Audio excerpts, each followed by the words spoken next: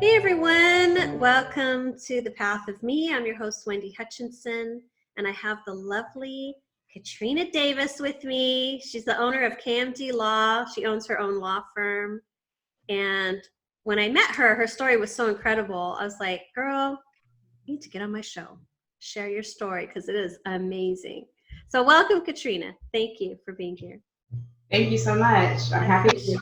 Appreciate you being willing to share your story and come on, and hopefully we can inspire one of our viewers with your story and know that everything's possible. But let's start at the beginning. So what I couldn't believe when we first started talking was that you were married at 16. That like blew my mind.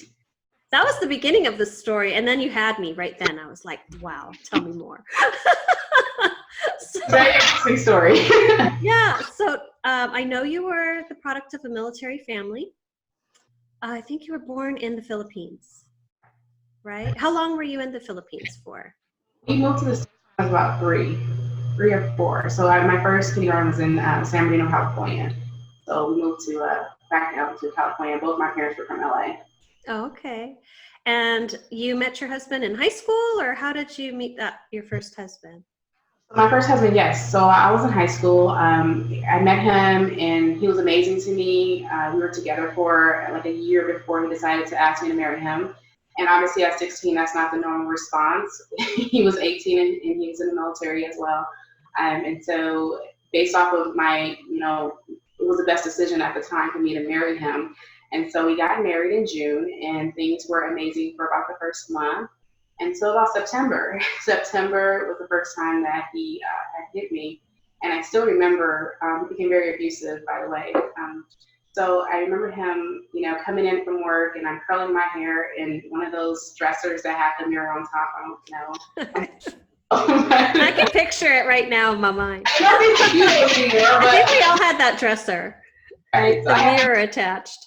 The mirror attached, right. Yeah. I don't think she did that anymore. But so I had my curl in her, and I was doing spiral curls, and he walks in and he says to me, "You think you're cute, right?"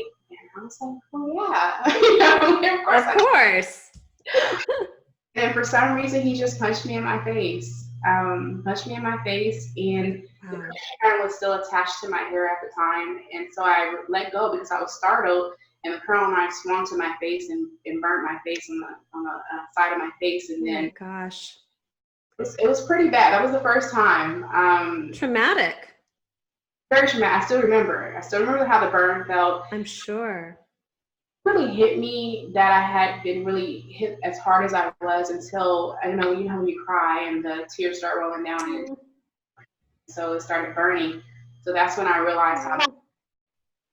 And so I couldn't, normally your first instinct is to fight back, right? I could have fought back, but I was so shocked and hurt that I just laid down in bed and cried, and he came over and was like, "Oh, I'm so sorry," and held me, and I didn't want to be held, but I let him hold me because I didn't know what else to do. Right. There's this unpredictability, like anything could happen. I'm not going to rock the boat here, right? I didn't want to rock the boat. And you left high school once you married him, right? So you didn't finish your high school degree. So for high school, I loved high school. I was on the newspaper, right? So I was very into school. I really loved writing, and I wanted to be a lawyer. And when we got married and he started abusing me, he would hide the car. So because we lived far enough to where I had to actually drive to school. And so I'm not going to say where, but we lived far enough that I had to drive to school. And so he would hide the car. And then it became a situation where I had so many cuts and bruises over me. And you couldn't go anywhere without having to explain yourself, right? Exactly. And so I just started missing days after days after days. And November was my last time in my senior year of high school where I walked out and I went to the principal. It's funny because I was the principal, the vice principal of that school. And I told her, I said, this is what's going on. And she looked at me and said, "Well, maybe you just need a GED." And I was like, "No, I don't think that's what I need, but is there any exceptions for the absences?" And she told me no. And so as I walked out the door of the high school, I felt defeated. I can imagine. I felt alone and defeated. And one thing that I would say is that I did have my family and friends and everything that were supportive, but when you're in a situation like that, it's very difficult to tell someone what's going on. And when I hear these stories of families when things end up very badly for some of these women, and they feel guilty, they shouldn't, because I did a very good job of hiding it. And he did a very good job of hitting me in places sometimes where you couldn't see it. So to this day, I have a burn on my hand that I look at every day. I have my stomach and on my back. And I had bite marks on my shoulder for a very long time, but they're gone now. Oh my gosh. Wow. That must have been so hard for you because you're isolated, you're controlled financially, physically. Yeah. People don't really even know how to get out of that sort of situation. So how did you manage to? Well, so it's funny because so once you get over the part, it was really quickly for me. So December came, and I realized that I was looking at myself in the mirror and I didn't recognize myself anymore. Not just from the scars, but also from the inside. And I knew I was always a strong woman. Even at 17, I knew I was a strong woman. And I said, you know what, I demand better of this, like to be in this situation. And I was thinking that, we didn't have children at the time. And I said, I could never bring a child into this situation. Right. It was scary, and it was obviously taking the risk to leave, considering. But we were driving on base, and I jumped out the car. I literally jumped out the car. We got to the gate to show our IDs, and so on base you have to go and show your ID before you go on base. And so I jumped out the car and I ran to the officer and I said, "Help me." And he said, "What do you mean?" I said, "He's been beating me." They told him to pull over to the side. It took me to the MP station, and it was the most humiliating thing because they had to look at all of your scars. Take pictures, they look at them, and so they have a woman come in there, and so she's really nice. She's really nice, but they take pictures of all the injuries and the scars that you have as far as evidence. I went through that process as well, so I've been there too. And so from there, the military got involved and they told him to leave the house and he still had to pay for the bills in the house. And so he became a stalker after that. So even though I did that, he would sleep outside the house in the freezing cold. We were in the Northeast, and so he would freeze and sit there in the car and just wait till I come out. I would look out the window of our apartment and his car would be there. And so he stopped me for a while. He would call 40, 50 times a day. And this was back before cell phones, so he would leave all these messages on my house phone. After that, the one thing that he did was I was on my way coming into, there's two different doors. One door where you walk in, and then there's 4 apartments. I don't know if you know what I'm speaking about, but it's usually on the Northeast. And so I'm walking up the stairs, and he comes into the back way and runs up the stairs and puts a knife to my neck. And fortunately, I was terrified. I just knew that was it, right? So one of my neighbors, a guy walks in and startles him, and I knock him down the stairs, and he goes rolling down the stairs, and I run up to my apartment. I get in my apartment, and I lock the door. At that point, I didn't call the cops, right? You can call the cops, and I already had a trial pending with him and I have those, still those paperwork. I kept it. I had a trial pending against him and everything, and you just don't call anymore. You just get tired of calling because there's nothing that they can do. There's nothing that they can do except remove him, and then he's right back there the next time, right? Let him back. So when I did put him in jail, they let him back out the same night. Yeah. And so that was that trial that we were waiting on. So all you're doing is just getting him more and more angry. Right, poking the bear, basically, right? That's just exactly what happens. And so they let him out, and then so he stopped me for a while, and then it came to the point where he got into a car accident. Not that I'm laughing at that, but he got into a car accident, a very bad car accident where several people died, and they had to use the jaws of life to get him out. And that was in March, so I left him in December and stopped him for a couple months. And then we got into the car accident. And while I was in court for that trial, they came to me and told me that he was in that car accident. He was in the hospital. And so I had to go I had a representative, a naval representative. And so she took me to the hospital. Because you were still legally married at the time. We were still legally married. And so I was the one who was supposed to get the life insurance and all this other stuff. And right. And I was like, so we get to the hospital. Whether or not they didn't think he was going to make it because he had ripped his aorta, and so they were really shocked that he was actually still alive. And so they asked me to make some decisions as far as his health, because I was still his wife and his power of attorney. And so I said, well, we want to keep him alive. We want to make sure he, even after all that, let's make sure that he's alive. Let's make sure he gets better. I stayed with him. They transported him to the Naval Hospital, and this is what made me realize that I need to remove myself from this man, because how I felt as a wife, even at 17, even after all the things I had been through, that he was in a state of unable to care for himself. He had family there. But I said, I want to be there as his wife after all this, right? And we were in the Naval Hospital, and I said he needed a juice bottle. And he said, hey, can you give me that juice bottle? But he was having a hard time talking, and he had to learn everything all over again. His eye was messed up, and he had to learn how to speak. So karma, a little bit of karma there. Right. But then he ends up taking my hand because I didn't move fast enough. And he took my hand, and he took his nails, and he got mad. He dug his nails into my hand, like hard, to the point where, you know how when you dig into the skin, you would bite part of your skin? And he did that. And I looked at him and I said, you haven't changed after all that. You have not changed. You would think that, going through that traumatic experience of a car accident would have an impact of some sort and make you think about who you are and how you've treated people and how you've shown up. Wow. So I walked out the hospital and didn't go back anymore. And so that was how that worked out. And I moved to Oklahoma with my sister, and I met my kid's father, and I divorced myself. I was 17 when I divorced myself. So you had to figure out how to get a divorce on your own because you probably didn't have any resources. How did you do that? Resources. So I was like, okay, well, I need to get, out of this man's life. So I went to the law library, and it was a small town. I went there, and I had to just study. And so I researched, and there were no forms like you have now back then. And I figured out how to do it, and I went before the judge the first time, and I was missing a form, and I just knew I was done, and I was ready to get divorced. And he said, sorry, I can't sign this divorce. I did all this to figure out. So I go back to the law library, and the librarian's there, and he says, I have that one paper that you need. And so he gives it to me. Are you serious? It was a guy. I don't remember his name. So I go back in there, and I said, okay, I'm ready now. I have everything now, and I go before the judge, and I had one or two errors. I still have the paperwork. You're 17. I'm impressed you got that far. Seriously. At 17, and the judge says to me, he says, well, you should be an attorney one day. He said, this is really impressive, but I also hope you've learned your lesson.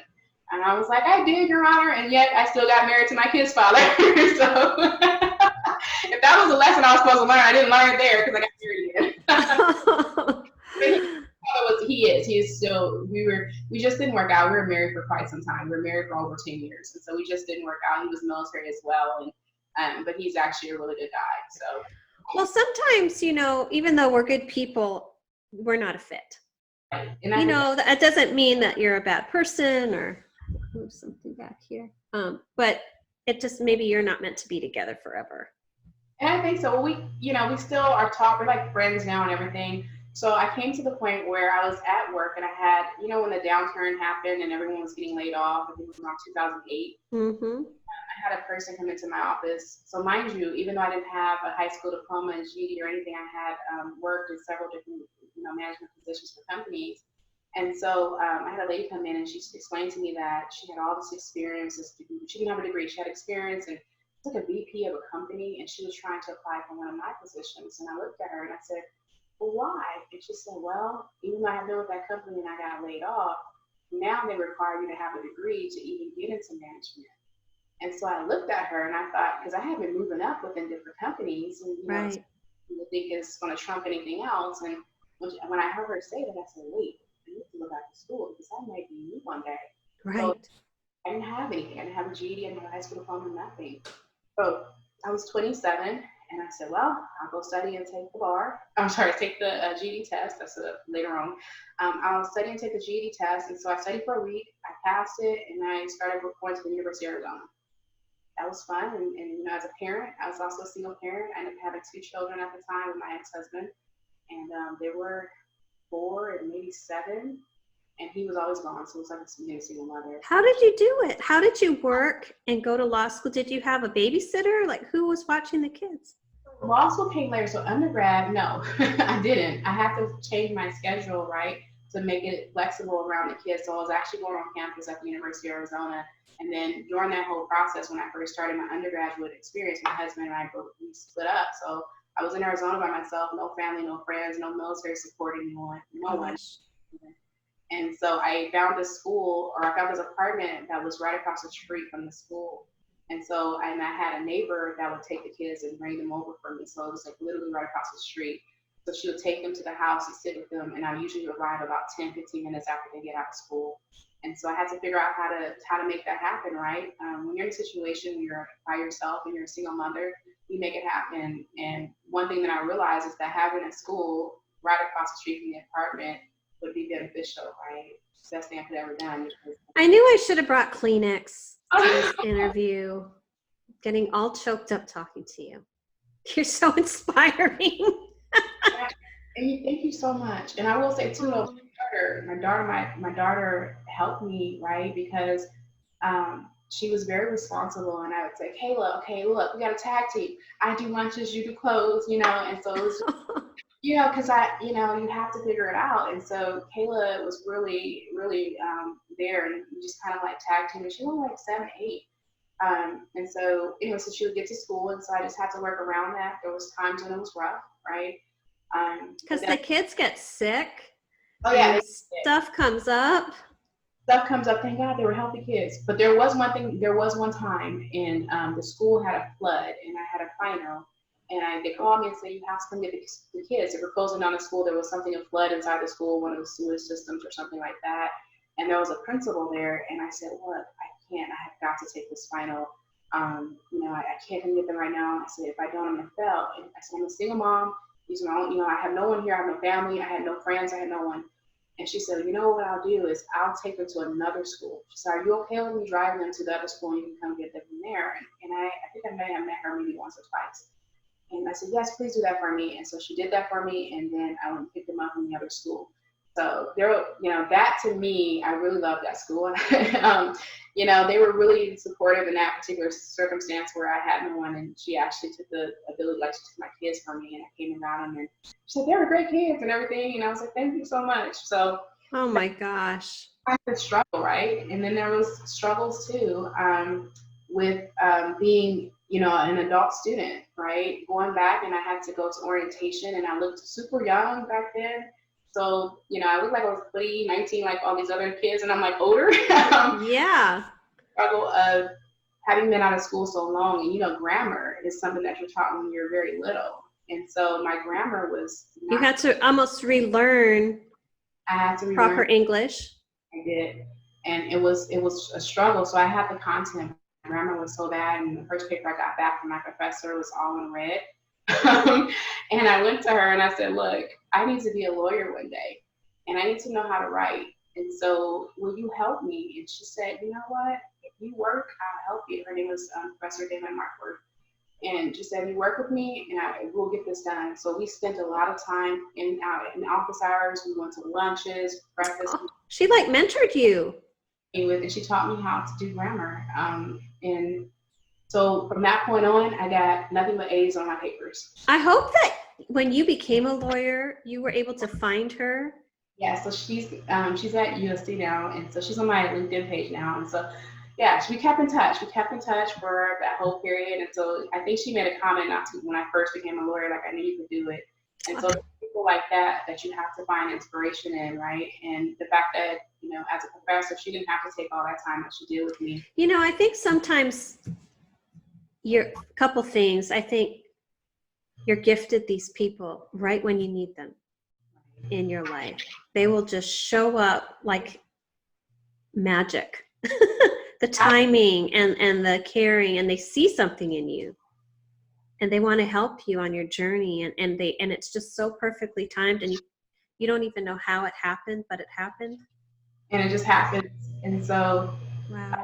So my part to that is for women who are in a situation, where you haven't completed your high school diploma or your GED. And I found out there were several. Once I started talking about my story, I don't have it either. And so one thing that I would say is that the first step for that is making sure that you overcome the shame of not having it. So the embarrassment and the shame, right? You have to look at yourself and say, and that was what my problem was. That's what took me so long. I felt as though I was, I had failed, I would say. I felt like I was a failure. And so, because I didn't complete high school, right?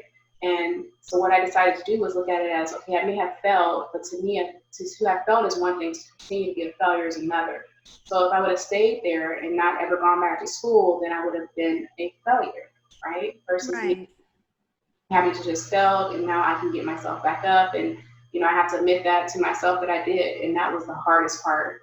I think the hardest part too is just really not attaching to a story. Because when we're in a situation that we have shame about or we feel badly about ourselves, the tendency is to create some sort of story around it. Right. Like I'm not good enough, or I'm not smart enough, or I'm a failure, or whatever that negative story is. And then we kind of, we latch onto that, and that starts to define who we are when it's not true at all. It was just circumstantial. It was just so many things that really had nothing to do with your character. Right. That's very true. I think you're absolutely right. There were so many different things, and so many. That's the first step, right? Because I've been there and I've been in those shoes, and you have to first tell yourself that, okay, yes, I have failed, but now I'm going to recover from this fail, from that failed, and then be successful. And so, versus just being a failure and staying down. That's my opinion. What failure is. What is so impressive about you, Katrina, is that first of all, you have got some sort of inner drive or inner compass that you have been following your whole life. Something has been propelling you forward. I don't know if that's something you're born with or something you developed through your life experience, but whatever it is, you've got that in spades, because look how far you've come, So I honor you for being able to get divorced. First of all, to divorce yourself at 17, leave an abusive relationship. That move, you're like so phenomenal. I want to give you some award or something, like Woman of the Year, or you are so inspiring. I don't know how you did all this at such a young age, going back to college with 2 young kids and trying to keep food on the table. I mean, girl, I'm impressed. Thank you. And that move was crazy because I had to move. I drove myself from the 24-hour drive from Virginia to Oklahoma. And I literally just got in my car, packed my car up, and I just drove by myself, me alone, little girl, and just took my stuff and moved. No one was with me. No cell phones either. We didn't have cell phones. Oh my gosh. Wow. The funny thing is, though, is you have to really take and learn from it. I think the goal is to never stay down, is to continue to grow. And so what I decided to do was go ahead back with my passion of wanting to be a lawyer, which is why I decided to go back to undergrad anyway. And what I did was I was working full time. I was taking care of the kids, and I was studying for the LSAT. You must not have slept at all. I still don't sleep. No wonder you're tired every time I see you. I guess. Look, and then at the end, I'm great right now at 11 o'clock. So I'm totally person. Oh gosh. I ended up deciding to take the LSAT. I studied for the LSAT, and I passed it with enough score to get to the school I wanted to go to. And then my mom called me and said, well, I'm moving to Texas, and if you come here, because I was in California. So now I had moved again from Arizona to California, just me and the kids. Right. And she says, I'm going to Texas. If you come, I'll help you with the kids. And I was like, really? And so I literally packed my car up again. Gosh. So I left all my furniture. So I left everything, my books, everything I had, I left it. And I just packed up whatever I had in that one car, which was a Honda Civic. That goes to show you how small. That's basically your clothes. That's it. I mean, I have to, your makeup bag and your clothes, and the kids have stuff too. 2 car seats, that takes up a huge amount of space. That was it. And I told myself that one day I'll be able to get it all back. And so the ability to have some help to get me to my goal, which was my mother, I said, you know what, and my stepdad too, I said, you know what, I have to leave these things behind, but sometimes you have to leave things behind to move forward. So if I was looking at, I don't want to leave my furniture, I don't want to leave this, I don't want to leave that, then I would never be to where I'm at right now, because then that would hold me back, right? I wouldn't have help with my kids to law school. So I got into law school. I really loved law school. So law school was great. My mom and my stepdad helped me through law school, and I met. Remember I got divorced too. Forgot about that part. That piece. So I got. That was before you moved to Texas. Oh yeah, that was before I moved to Texas. And so then I met my husband when I was on my way to law school. And matter of fact, a week before law school, I met him, and we were still married. And it was great. Like I met him while I was out celebrating going to law school with a friend, and he happened to be there, and he said he was from California, and like, oh, somebody from home. And so yeah, from California, and so we're still together. So I went through law school. I can go on and on, but I had an illness in law school, and then which I found out my first year of law school, and so I got through the illness, and then I graduated, and my dad, as soon as I graduated, he told me that he was dying, that they gave him 6 months to live. Where was he living at the time? He was where? California. In California. California, and they gave him 6 months to live, and he told me, because I had already graduated and I didn't want to be a lawyer, which is interesting, right? I went to law school, and I just didn't want to be a lawyer. I didn't want to practice. I didn't like some of the things that I had saw, and so I just said, well, I'll just use my JD for business purposes. And he said, well, no, I want a daughter. I don't want to say my daughter has a JD. I want to say she's a licensed attorney. And I was like, oh, excuse me, to go from, GED to that. Right. My dying wish is to see you being an attorney, a practicing attorney. So you kind of up the stakes there. Right. But I mean, like with that, I got the GED, but I also got my BA and I got my doctorate, and that's not enough. It's like, right. And so I said, okay. So I left my company. I was HR director, and I left there and I started studying for the bar, and I failed the first time. So that's another thing, right? Another little hurdle right there. And I failed because I was trying to do things the way that the individual was telling you how you should do it. You should study a long time and all these things. I have a photographic memory. And so I never studied in law school. I never studied in What? I promise. Are you kidding me? Not lie to you. And my husband. Wow. Like I was hanging out with him as friends. I never studied, and so I have a photographic memory, and so all I do is I read whatever I need to read, and I go take the test, and I pass it, and I close my eyes, right? If I get stuck on some area and I can see it, I can envision what the paper says, and so which is totally off topic, but yeah. So I didn't study. I studied for 3 months, like stopped everything, study, and I failed. So the next time I said, well, that's a lesson learned, right? Sometimes we have to learn those lessons that whatever brought you there, you need to stick with, right? So don't let anyone change you, and that's beyond just this test in general. Don't let anyone change you and try and make you do something that it's not who you are as a person. So anyway, so I studied again, and when I studied, I took the test again, and I went on a cruise. I was working for the company full time, and I was working while taking the bar. The week before the bar, I was on a cruise reading Mai Tais with my husband. Oh my gosh. Wow. I was on my MBA classes. And I was on my MBA classes, all that, and I took the bar and I passed. So again, a testament of not allowing yourself to let other people steer you down whatever path you're going to take. You have to do you. Right. You have to know yourself and follow your own inner guidance, right?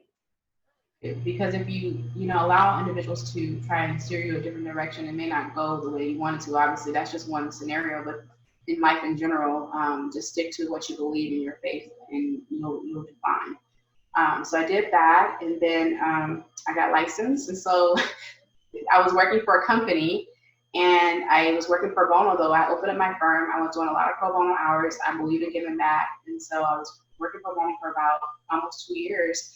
And was still working for the company. So last year, January of 2018, the company asked me to take over Texas and build business. And they said, these are the goals and the metrics for this year. And so I said, okay. And I just started building up the business here in Texas. And then so I was the only one for my practice group, and I had no assistants. I had like one assistant that was in California, but no one else helped me to build it. And so we were 216% above goals. So I was excited, right? Yay, the goals that we started with in the beginning of the year. So I went to my 216%.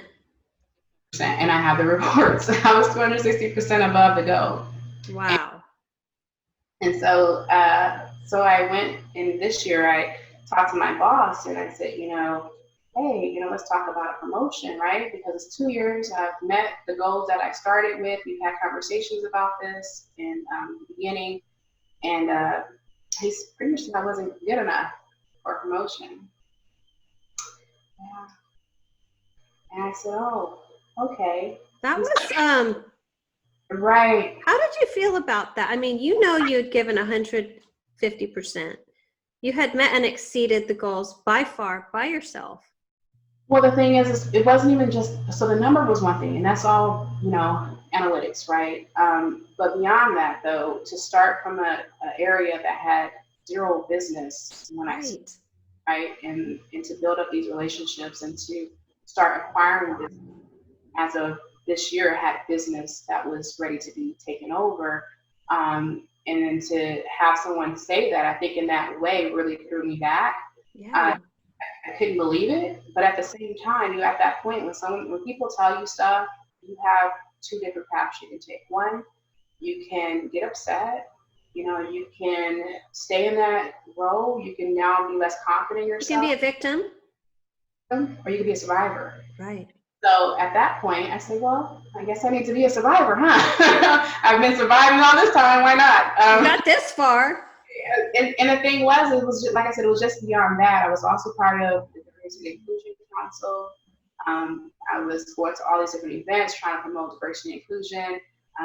It was more than just that, right? Just the numbers, right? And then I really did have, anyways, at the end of the day, I said, well, you have to be a survivor. So what I decided to do was take the step and open up my own practice. So I spent a few months deciding how I wanted to structure it. And so I figured I'd focus on business law. I started loving family law, but for me, business law makes sense. I love business. I had already been doing it. I was doing business development for the last year. You had the experience to marry with business law. Right. And so I was, and not just that, though, I think for me, the best part of being a business law attorney was the ability to help individuals who have probably been in similar circumstances and situations, right? Where you're with a company and the company has laid you off, or you're with a company and you haven't been promoted and you have been there for several years, 10 years. I've seen 10 years at times. And you're putting the work in, but it's just not happening. And so I figure that, small business owners, and that's why I do small business only, is because I directly impact them. I'm encouraging them. I'm inspiring them to continue on. You're creating impact. Right. And as an attorney, I feel like I'm more than just an attorney, because my goal is to not just say, okay, here's a law and see you on your way. My goal is to try and help build a relationship with you so that way your business can be successful from a legal perspective, risk analysis and things like that. And so I figured, this was the route that I wanted to take. And that's such a different approach than most people who come out of law school. It's such a different metric that you're operating in. It's and by different, I mean you have heart, you have a higher purpose, you have a vision, you have a soul that you're putting into this practice, and you're here to be in service, really, where a lot of people who are attorneys are really here to make, let's face it, they want to make the money. They want to crank the numbers. They're not really in the business of building relationships and supporting community and entrepreneurs. And that's the struggle, right? So we're doing really well as a firm, but the struggle sometimes is there, right? Because trying to change that perception of what an attorney is, it was originally definitely a harder struggle than it is a little bit now. I'm getting more traction when people are realizing that I'm genuinely just trying to help. Yes. And so I think, that does make me stand out, but at the same time, I can care less about what I'm making, right? I'm gonna be completely honest with you. My goal is to make sure that feeling that I felt when I was told that I wasn't good enough, right? That some people don't have the ability and or the skills or the talent to go out there and legally represent themselves, or the confidence to say, okay, when things are going bad and your business isn't going the way that you want it to go, here's somebody that's going to not just give me legal advice, but also encourage me that continue on this path, and let's figure out ways to make sure that at minimum your business is legally protected, right? And so I have that, like you said, inside me. There's some people that don't. Right. And so in my role, I have the ability to take a little bit of myself and put it into whoever's business I'm working with. And that's why the business. I love that. You kind of leave a little imprint of yourself, I think, when you work with someone, and that's so beautiful. I'm so impressed by you, Katrina. How long have you had your firm now? 2 years. So it's been 2 years since it's been open, and now since I went full time with it, it was in April when I left the company and decided to open up my own. And I left, mind you, I had no clients. I took a step of faith. I said, you know what? I looked at my husband and I said, hey, this is what was said. This is what's going on. And he looked at me and I said, you know, I'm just gonna go and take a step of faith and no clients or anything, and just go. And he's like, I think you can do it. And that's one thing he's always, and my kids. Oh, it's awesome to have a supportive partner. That helps too. Yeah. My husband and my kids were both, like, when I told them what happened, they couldn't believe it. And for them to be as young, so my daughter's now 18 and my son's 14. And so for them to be that young and to realize that, you know, that wasn't right. But my son came to me and he said, because he was on AAU, and they had told him, he plays basketball, and one of the coaches, he had a knee injury, he dislocated his knee, and they had told him, oh, well, you can't, they didn't let him play or something like that, even though he's like, well, you know, I was injured when you brought me on the team, but you guys had me stand on the sideline watching. And so he told me, he was like, well, you know, I don't want to be a part of AAU anymore because of that. And I said, well, why do you say that, Anthony? You already paid, but okay, you know. Right. You know, that mommy mode comes in. I'm like, wait, we what? And so yeah, you couldn't tell me this before we wrote the check. But then he said, you know, I don't want to be a part of a team that doesn't believe in me.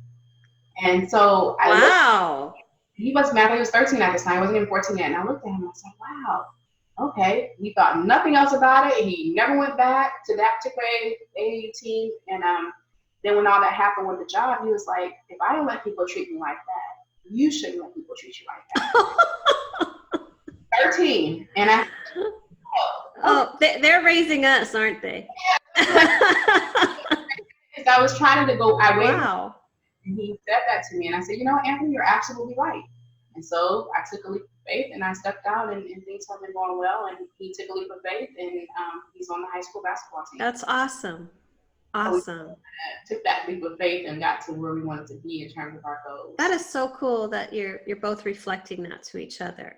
Integrity, standing in your truth, you know, doing, I guess, following your heart. Your heart should, in my opinion, you have a brain, right? Your brain should also drive you, but your heart has to be involved, because without your heart, then it's not, to me, you won't be fulfilled as a person, right? You can have all the things you want, but if your heart's not involved. Exactly. I think that's a huge problem in general for people. You know, they get stuck in the mental story. They get I don't know. It seems like when you're in your heart space and you're aligned and you're doing work that aligns with your heart, or you're living with that integrity from your heart, you never have to make an excuse for what you're doing. That's true. When you are making choices and decisions from the mind that aren't aligned always with the heart, that's when you're going to find people who are always coming up with that excuse as to why they can't make a change, or they can't really leave that relationship, or they can't get that law degree, or that's when you know you're not aligned. If you're having to make excuses for your choices, you're not in alignment, right? When you're purely in alignment with your heart, what you're doing might make no sense to anybody around you. They're like, what? You're crazy. If I had $1 for every time I heard that, you know, but you know yourself better than anybody, and you know what you need to do. It takes courage, right, to follow that inner GPS. It takes so much courage, but one thing I'll also say is that there should never be any resentment, right? So I don't resent my first person. He's come back and sent me a message on Facebook years ago and said sorry. And I forgive him, right? So I don't have any resentment. I don't have any anger. It's really forgiveness, because if I held on to resentment and anger from anyone in any stage in my life, then it will just hinder my success. It will hinder, Exactly. right? And so even now, even with that whole incident with the last company, I still, hey, if this is, I don't have any resentment towards them, or anyone, right? At that point, it's about moving on and making sure that I'm happy and I'm at peace. And so the reason why I'm at peace is not to say, oh yeah, look, show you what I've done, or look how Well, I think if you walk around and hold that resentment energetically, that's holding you back, right? it will. And I think some people get stuck in that resentment. Absolutely. Beyond just work or whatever, even in your personal life, if you had a traumatic childhood or whatever, you have to let those things go, because there's no way you can truly be happy with yourself unless you let those things go. And how you let them go is determined by you, right? I know some people say go to counseling or talk it out. Everybody has to follow their own path, and their own inner compass, I think, their own inner guidance on how they're going to process grief or trauma or the past. But what I've been feeling lately so much is that this is a time now. We're ending 2019. We're closing out a decade. And what has been really coming up strongly for me when I kind of tune in is that this is a time to really get clear about who you want to show up as in 2020. What do you want to create? And what do you want to take with you in that space of creation? Do you want to be hauling all the weight of your past as you're trying to move forward? Or do you want to just drop it and let it go? And if you need to do whatever you need to do, a burning ceremony around it, whatever you need to do to get rid of that shit and put that weight down, you are going to accelerate off the blocks into 2020 so much faster without looking back over your shoulder and carrying all that weight. You're so 100% right. I failed to mention this, but my dad ended up dying last year. So he saw me become an attorney. Oh. He was very proud this last year of saying I was an attorney. And so, to hold on to, obviously his memory is there, but to have that pain is really difficult. And so sometimes I have those moments, and that's okay. So that's one of the things that I'll carry with me into 2020. But the main thing I want to carry with me is the fact that, I have gone through several things in life, and all of those things has made me who I am today. But I take the good parts, right? So the good parts from every experience, right? The strength, Yes. overcoming those obstacles, going to get all these degrees and things like that. And even when it comes to the last company, the ability to have built all those relationships, that's a positive, right? So all of these positives are the things that I carry on with me. And you're right, I plan to leave all the negative in 2019, but not just this year, but for every year. Yes.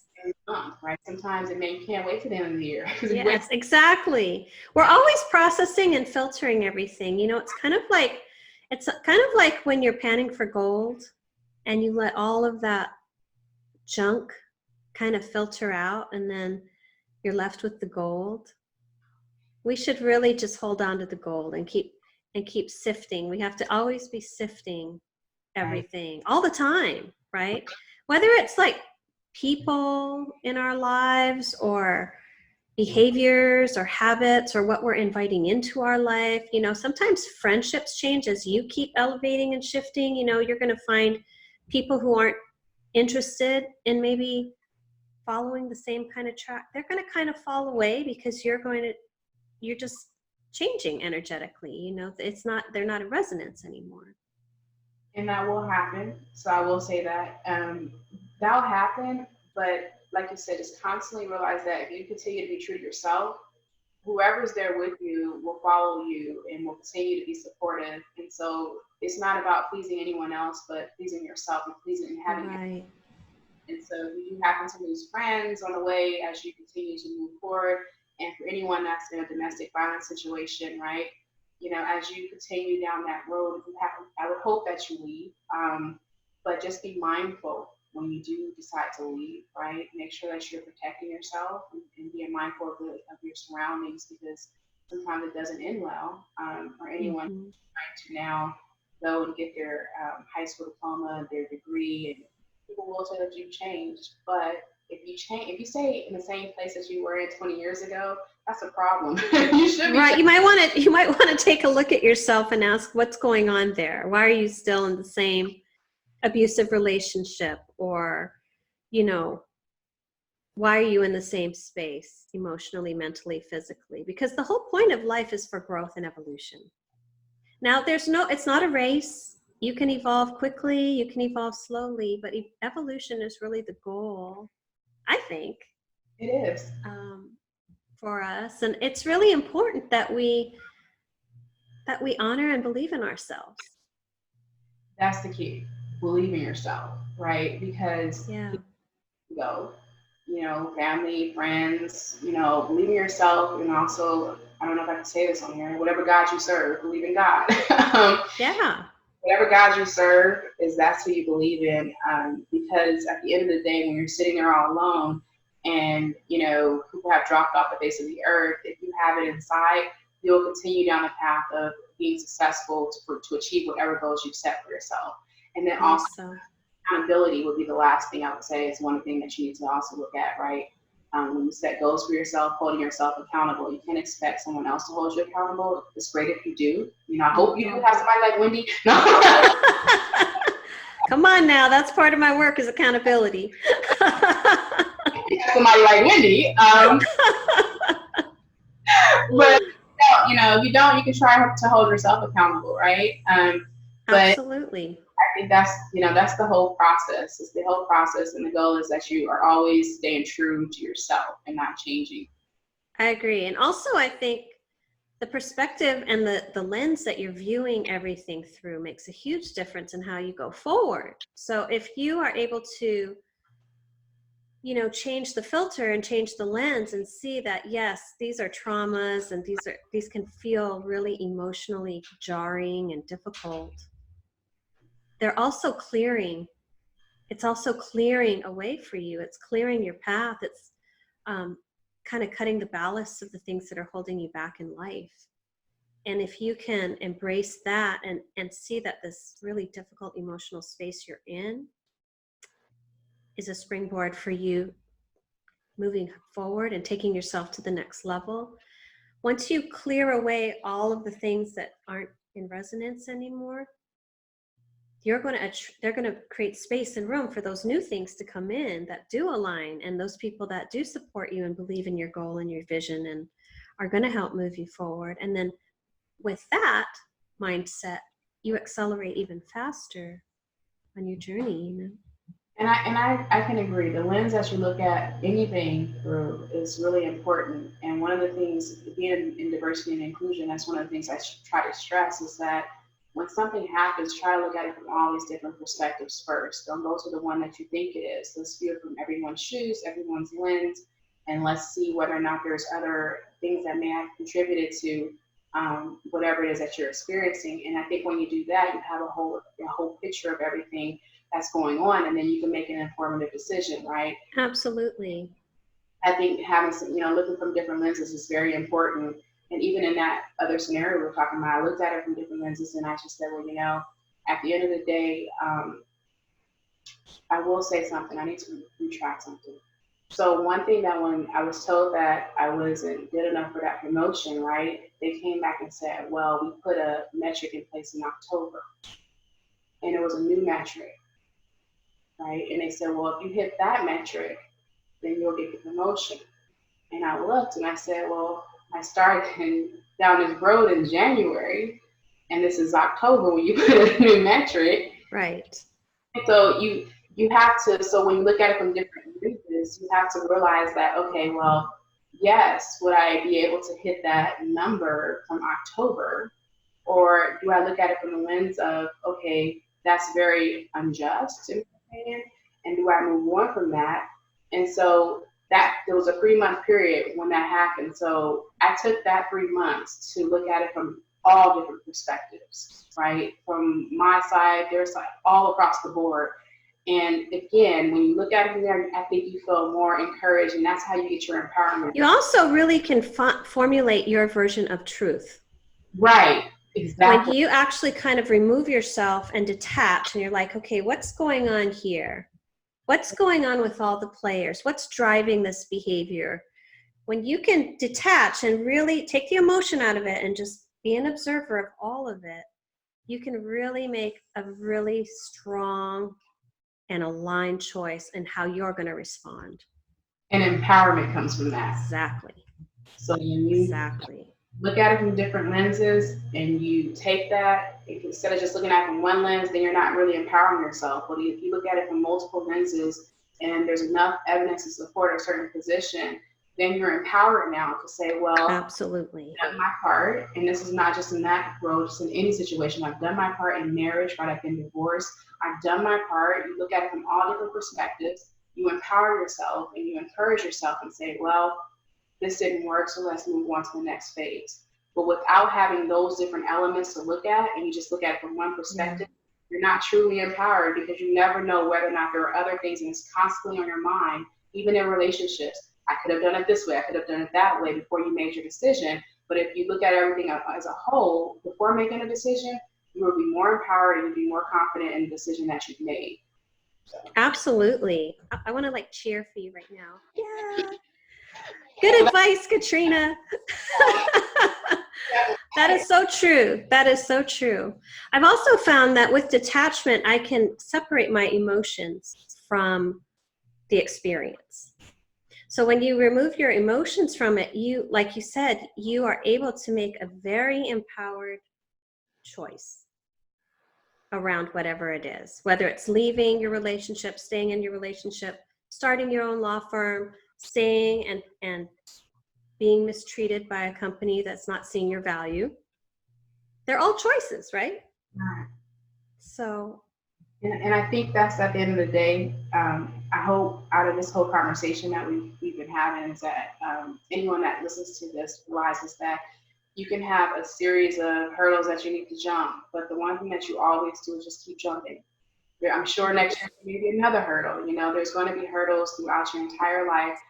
When you're down, just get back up, and when you're jumping, just keep on jumping. And you get tired if you think about it, right? You get tired. The race, you have to keep jumping, you know, in order to be successful, to achieve whatever goals you have for yourself. Absolutely. That's such great advice. You have to keep getting up.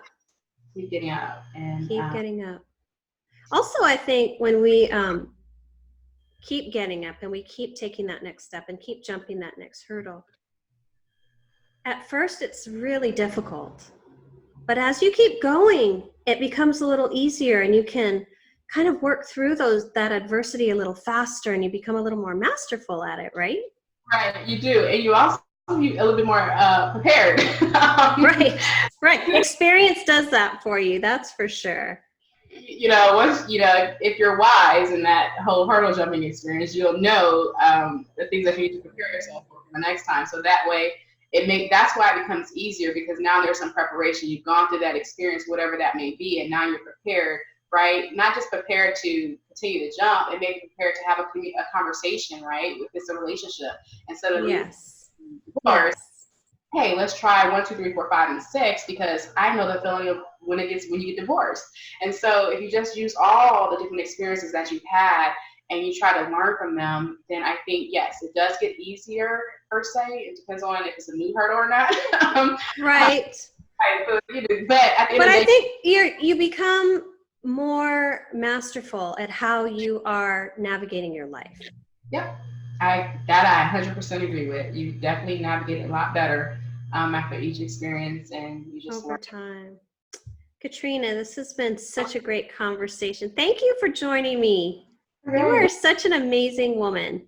Thank you so much. That really means a whole lot to me. I really appreciate that you have me on the show, and this is great. I know your story is going to touch someone, plant some seeds, maybe encourage somebody to take that next step, or at least believe in themselves. That's the first step, right? Is to just have the courage and be like, okay, I can do this. I got this. have the courage and Even if your knees are shaking. right. Even if your heart is racing. Right, but you also have to have a plan. Look, You have a plan. Like, you know, don't get empowered tomorrow. I'm like, I'm just gonna leave. I know where to live. You know, yeah. Planning, right? If you're gonna, you know, there's things you can do, right? If you're gonna right. Map it out first. Map it out. Funnel, you know, take a little bits and pieces here until you have a plan of where you're going next. And regardless, whether it's a job, whether it's relationships, no matter what, have a plan of where you're going to go. So what's your ideal client? I want to put your website down below so people can find you. So my ideal client is a small business owner, right? At the end of the day, I work with all small business owners. A small business owner who's looking for legal support, right? You have all these questions, you're drafting these contracts by yourself, which is oftentimes the case, or you're signing them without having legal representation. So for my small business clients, I have retained legal services, which is much less costly than the hourly rate. And so that gives you the ability to have a relationship with me and also call me when there's that employee issue, right? Should I fire this employee? This is what's going on, things like that, as well as any contracts that need to be reviewed, severance packages, things like that, that relates to your business. That will be my ideal client. In any industry, I have clients from all different industries. So that's where my main focus is in terms of entrepreneurs too, which is my favorite. Like, I'm kidding. My entrepreneurs are the individuals who have just stepped out, right? They've left the company, or they just decided that I just want to do something different, and I have this dream and I have this goal and I don't know where to start. And so part of where to start is legal representation. So if you do it on the front end, like I always stress to both my small business clients and my entrepreneurs, if you do everything properly on the front end, it saves you costs on the back end. So having a lawyer represent you and do your formation and all of your agreements and advise you of what you need to do to make sure that your business is legally protected, that's very important. However, for some small businesses, they've already been running, they've already got 4 locations, and they haven't really. Right. If you can get them up front, that's really helpful, right? And even if you come in the middle, there's ways that you can fix it. You can renegotiate agreements, right? There's ways that you can fix what's already been done. But the entrepreneurs too, so I do entity formation for them because they're like empowered and ready to go. So perfect. Me too. Well, I'm going to drop your website below, Katrina. Thank you so much for joining us today. To my audience, thank you for tuning in. I love you all. I hope you guys are kind to yourselves, and we will see you next time. Thank you. Bye. Bye.